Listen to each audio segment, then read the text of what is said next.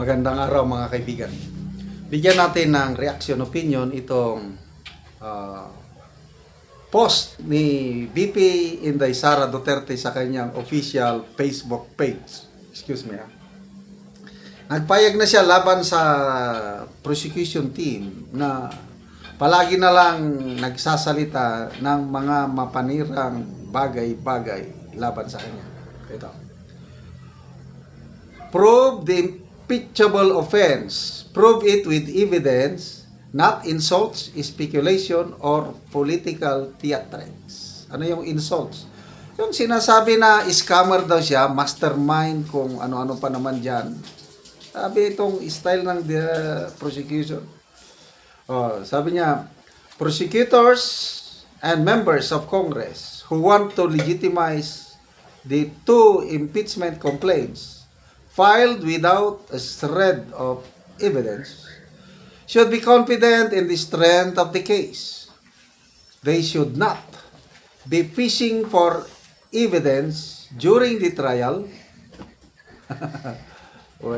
During the trial, or desperately try to turn something they wish to be true into a wild story of alleged wrongdoing. A strong case does not need the adornment of theatrics. A senator calling a witness is stupid. Alam nyo na, Rapi Tulfo. A lawyer calling me the mastermind of a scam. Si Attorney Divina Gracia. Or another witness referring to me as a brat. Sino ba itong nagsalita ng brat? Does not prove a case. Tama nga naman. Nor does it produce evidence. Insults reveal the need to feign confidence in the face of a weak presentation. Mga kababayan, lubog na ang bansa sa baha at kahirapan. Pero tila walang mananagot. Dahil ang impeachment, ang paghati-hatian, ang 2027 budget, at ang paghahanda kung papaano baliin ang konstitusyon para manatili sa pwesto, ang prioridad ng administrasyon at lahat na kaalyado niya. Galing. Alagang. Ito ang gusto ko kay VP Sara. Direct to the point. Walang paligoy-ligoy. Ang gusto ng administrasyong ito ay manatili sila sa pwesto. Paano paghati-hatian ang pera ng taong bayan kahit na lubog ang taong bayan sa baha at sa kahirapan. Wait. So, nasaan ang inyong ebidensya? Ipakita nyo. Wala naman eh. Nakailan na? Pang 18 days na ata ngayon. O 19, hindi ko na alam. Puros man mga speculation. Tapos mga motherhood statements lang na mastermind, scammer. Mga ganun lang. Ito na sana ang pagkakataon nila para mapatunayan na may nangyaring kababalaghan or misuse sa paggastos ng confidential funds ni VP Sara. Yung mismong inatasan ni VP Sara, yung security officer, pasensya na kayo, may nanggugulo sa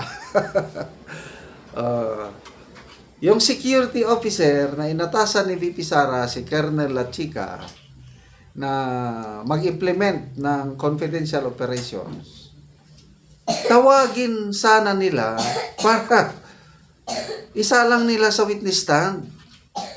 Doon na malalaman kung may kalukuhang nangyari. Mismo na ang presiding officer, Senator Escudero, ang nag-comment na why not call Colonel Lachica? Diba? Very basic yan eh. Ang kaso mo is nagnakaw sila ng pera. O sino yung naghawak ng pera? Si Colonel Lachica ang naghawak eh. Kasi si Gina Acosta, nag-incas lang yun ng check eh. Nung na-incas niya na yung pera, binigay niya kay Colonel Lachica. So, utos ni BP Sara kay Colonel Lachica, okay, gastusin mo yan for confidential operations. So, ang susi ngayon, si Colonel Lachica.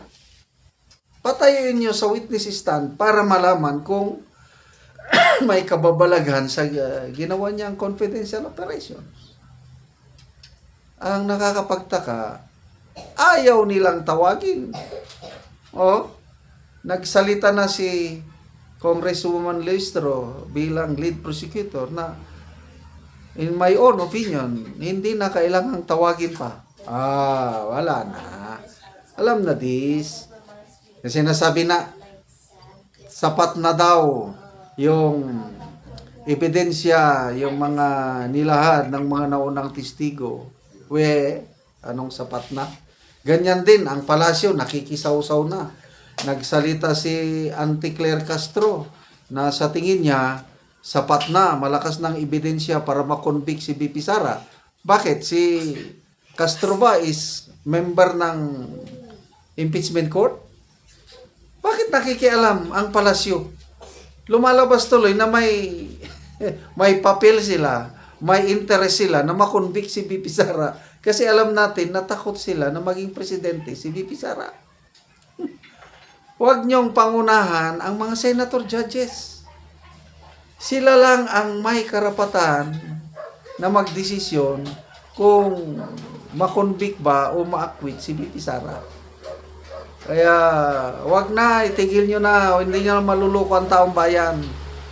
Ang tagal nyo nang ginagawa ito, paninira kay BP Sara, kailang hanggang ngayon, siya pa rin ang nangunguna sa mga surveys, most trusted among government officials, siya pa rin ang nangunguna, front runner sa mga presidential surveys. Salamat mga kaibigan sa inyong pagsubaybay sa channel nito.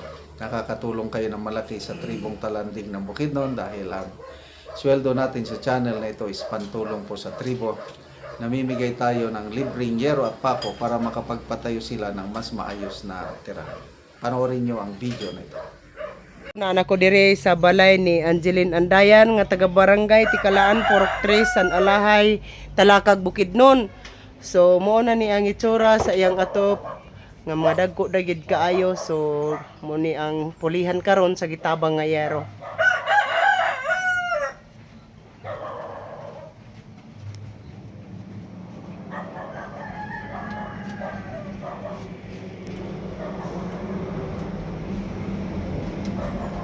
Og mao na ni ang gihatag nga yero nga 7 ka buok nga di 8 kataas.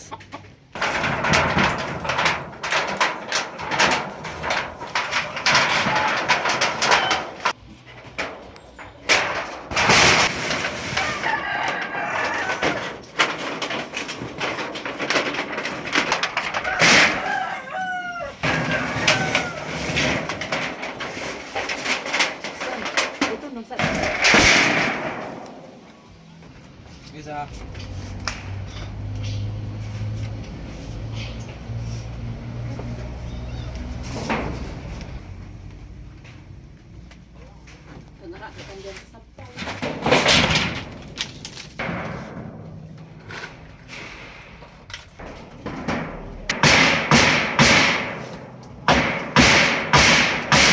Ug karon human na gyud sa ang ginatabang nga yero. Makita gid nato nga nakatulog sila. Salamat sa nagtabang sa amo, niiling na gihatag kay napulihan ra gid ang among atop sulod sa 19 ka tuig, nabaguhan na gid ang among atop. Ug daghang kayo salamat sa grasya nga ug blessings nga nakahatag kanamo karong adlaw. Daghang salamat gyud sa Ginoo. Nga unsa ra dayte imong trabaho dayte? Gaumara gid mi. Gaumara mo, gapugas ra mo og mais-mais. O gapugas ra gid mi mais. Sumura gyud. Napa ka estudyante karon te? Naa elementary. Ay. So pila ka buok imong estudyante? Isa ra noon na karon ang eskwela. So wala na kay ika-afford nga ipalit pa og sente. Wala sa pagkakaroon, wala pag yun. So karon natabangan na ka so naka-atop na gyud mo. Salamat gid kaayo, dako gid kay ang pasalamat nako sa Ginoo kay natagaan gid mi og sin. Salamat kaayo.